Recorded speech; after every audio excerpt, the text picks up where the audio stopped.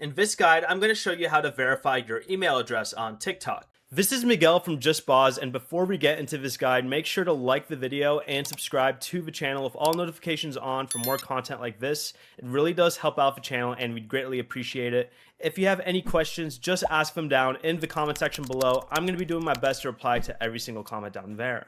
Begin by opening TikTok and tap profile in the bottom right corner, which I'm on right now, and tap the three lines in the top right. From here, you're going to want to select settings and privacy, then tap account under the account category, and then select account information. Select email, then enter the email address you want to connect to your TikTok account. TikTok will send a verification code to that email. Open your inbox, find a message from TikTok, and enter the code when prompted. Once the code is accepted, your email address will be verified and linked to your account.